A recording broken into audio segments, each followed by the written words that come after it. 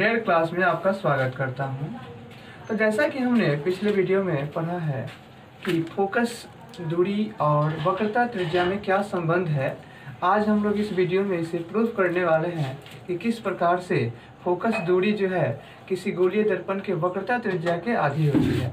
तो वीडियो पर स्टार्ट करने से पहले हम आपको ये बता दें कि अगर आप हमारे चैनल पर नए हैं तो हमारे चैनल को सब्सक्राइब कर लें ताकि आपको हमारे जो नए वीडियोज हैं वो आपको मिलता रहे, और बेल आइकन को दबाना नहीं भूलिएगा। और साथ ही हमारे वीडियोज़ को शेयर करें और लाइक करें अगर पसंद आए तो। अगर आपको कोई प्रॉब्लम होता है, कोई क्वेश्चन पूछना है, तो आप हमारे व्हाट्सएप नंबर 6204020256 पर टेक्स्ट मैसेज कर सकते हैं। अगर आपको हमारे वीडियोस के नोट्स डाउनलोड करने हो तो हमारे वेबसाइट www.dearclass.com पर जाकर के इसे डाउनलोड कर सकते हैं, और वहां पर आपको हमारे वीडियोस के लिंक भी रहेंगे, तो वहां से आप आसानी से इस वीडियो को देख सकते हैं, जैसा कि हमने पहले जो पढ़ा चुका है उसको भी। तो चलिए स्टार्ट करते हैं आज की इस वीडियो में, जिसमें हम पढ़ेंगे कि गोलीय दर्पण के फोकस दूरी और वक्रता त्रिज्या में संबंध, और इसे प्रूव भी करेंगे। जैसा कि हमने आपको बताया था कि गोलीय दर्पण का जो फोकस दूरी होता है वह वक्रता त्रिज्या के क्या होता है, आधा होता है, यानी कि F बराबर R/2। इसे लैंग्वेज में कह सकते हैं। ऑब्जेक्टिव क्वेश्चन भी यहाँ से आते हैं। चलिए इसे प्रूव करते हैं। तो सबसे पहले हम मान के चलते हैं कि एक हमारे पास क्या है, एक अवतल दर्पण है। ओके, अवतल दर्पण का हम कुछ एक नाम ले लेते हैं, जिससे हम लोग M डैश कह लेते हैं। और इसका जो मिड पॉइंट आप देख रहे हैं, बीच का जो बिंदु है इसके सेंटर पॉइंट पे, इसे हम ध्रुव कहते हैं, जिसे P से सूचित किया जा रहा है। अब देखिए, ये जिस खोखले गोले का भाग है उसका एक सेंटर होगा, वक्रता केंद्र हम इसके कहेंगे, तो इसे C से सूचित करेंगे दोस्तों। और इन दोनों को जो मिलाने वाला ये सरल रेखा है, इस सरल रेखा को हम लोग प्रधान अक्ष या मुख्य अक्ष कहते हैं। ओके, अब चलिए हम क्या करते हैं कि एक प्रधान अक्ष के समानांतर आने वाली प्रकाश किरण AB ले लेते हैं। एक प्रधान अक्ष के समानांतर कोई प्रकाश का किरण आ रहा है, जिसका नाम हमने रख लिया AB, और वो B पॉइंट पर इस दर्पण पे क्या हो रहा है, आपतित हो रहा है।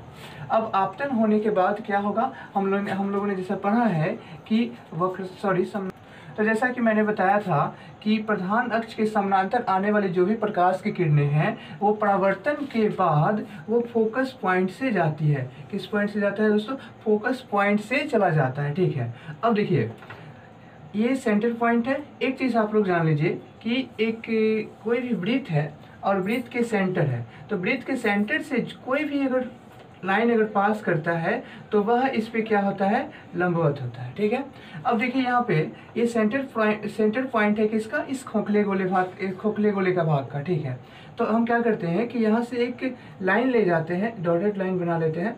तो ये क्या होगा कि यहाँ पर एक ये लंब होगा, इस सतह पे क्या होगा, लंब होगा। तो ये लंब होने की वजह से क्या कहलाएगा, अभिलंब कहलाएगा। ओके, तो ये क्या है, आपका अभिलंब हो गया।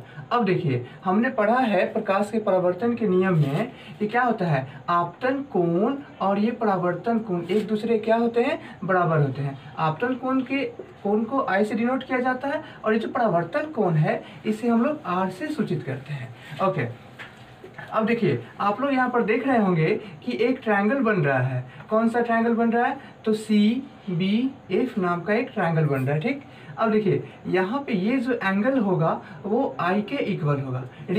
रीजन ये है क्योंकि हमने पढ़ा है कि जब भी कोई दो समानांतर रेखा हो और उसको कोई एक तिर्यक रेखा काट रहा हो तो उसके एकांतर कोण एक दूसरे क्या होते हैं, बराबर होते हैं। तो ये जो आप देख रहे हैं ये प्रधान अक्ष और ये आने वाली किरण जो है ये एक दूसरे क्या है, समांतर है। और ये जो आप लाइन देख रहे हैं जो अभिलंब है, ये अभिलंब एक इसके क्या है, तिर्यक रेखा की तरह कार्य कर रहा है, इसलिए यहाँ पे जो एकांतर कोण बन रहा है यह एक दूसरे क्या होगा, इक्वल होगा। आइए अब इसे प्रूफ करते हैं।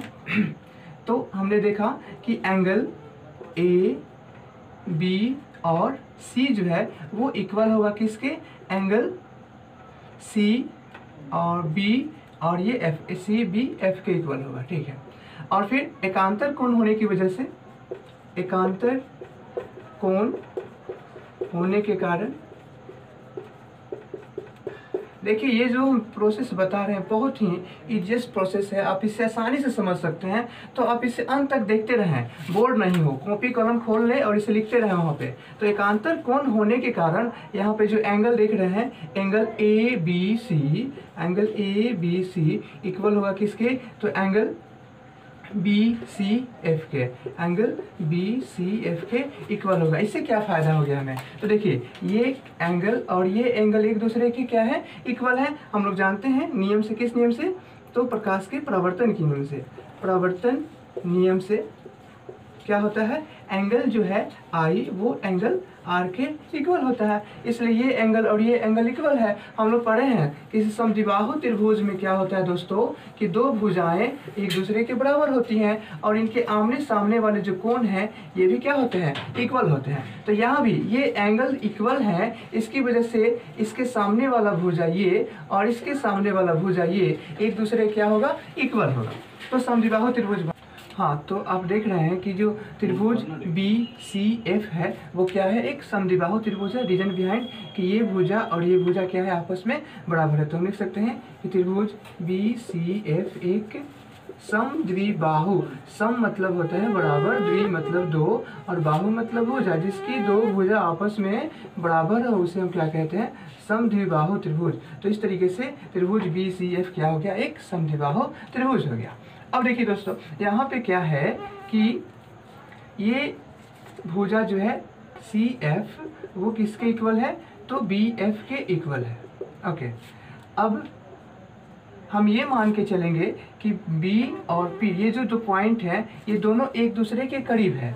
अब देखिए ये करीब होने से हमें क्या फ़ायदा होगा, जब ये एक दूसरे के करीब होगा, जैसे कि मान के चले कि एक यहाँ पॉइंट है और एक यहाँ पॉइंट है और एक इसके बहुत ही करीब एक पॉइंट है, तो यहाँ से हम एक रेखा बनाए इस पॉइंट से और ये रेखा बनाए यहाँ पे, तो ये दोनों रेखाएं एक दूसरे क्या होंगे, लगभग बराबर होंगे। इसलिए हमें ये मान के चलना पड़ रहा है कि ये जो पॉइंट है P और पॉइंट B एक दूसरे क्या है, बहुत ही करीब है। यानी कि जो आपका BF है वो किसके इक्वल हो जाएगा, PF के, क्योंकि यहाँ पे लिख देते हैं PF जो है वो किसके इक्वल हो जाएगा, BF के। कारण क्या है, क्योंकि P तथा B एक दूसरे के क्या है, नज़दीक है, एक दूसरे के नज़दीक है।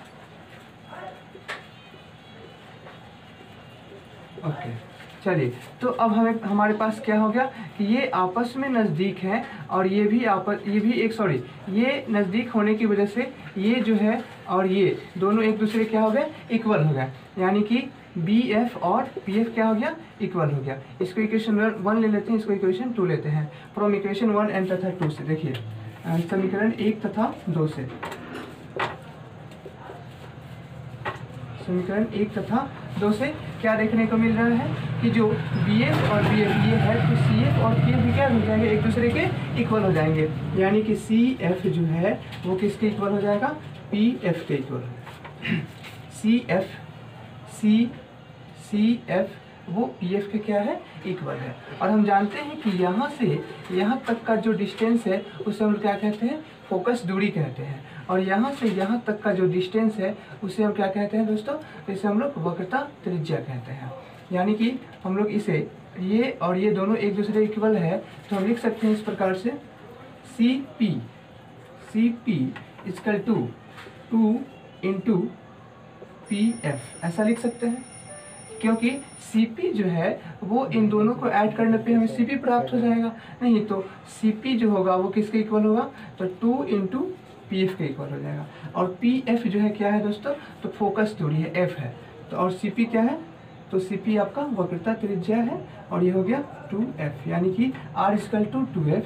हम यहाँ से 2 को इधर भेज देते हैं, तो F इक्वल टू क्या हो जाएगा, R/2। इस प्रकार से हमने F और F बराबर R/2 प्रूफ कर लिया। ये देखिए कोई भी दर्पण हो, यहाँ पे अवतल दर्पण हो या फिर उत्तल दर्पण हो, ये दोनों के लिए लागू होता है कि फोकस दूरी जो होगा वो वक्रता त्रिज्या के क्या होगा, आधा होगा। इस प्रकार से हमने इसे प्रूफ किया। तो चलिए दोस्तों, अगर आपको ये वीडियो अच्छा लगा हो तो इसे लाइक और सब्सक्राइब जरूर कर लें।